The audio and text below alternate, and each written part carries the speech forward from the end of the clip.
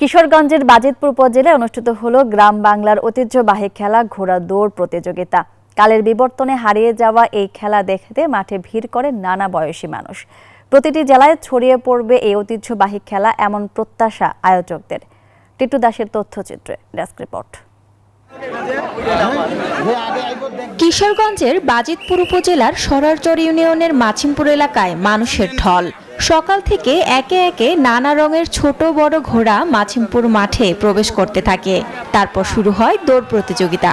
নানা বয়সী মানুষ ছুটে আসেন এই খেলা দেখতে। কেউ প্রথম, আবার কেউ 25 বছর পরেও এই খেলা দেখতে এসেছেন।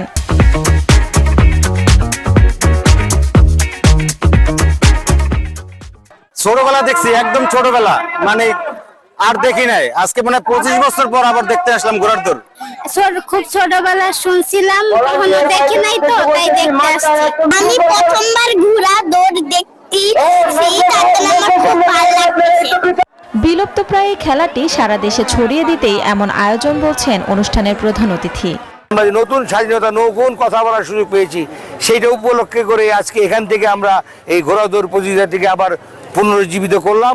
আমি আশা করি আমাদের এই প্রতিযোগিতা দেখে সারা বাংলাদেশের লোক উজ্জীবিত হয়ে প্রতিটি জেলায় জেলায় এই অনুষ্ঠান আবার হবে। এই ঘোড়া দৌড় প্রতিযোগিতায় 26টি ঘোড়া অংশগ্রহণ করেন এবং 3টি রাউন্ড হয়। বড় ঘোড়া প্রতিযোগিতায় প্রথম হয় কুষ্টিয়া জেলার রিয়াদের ঘোড়া। Desk report, news 24।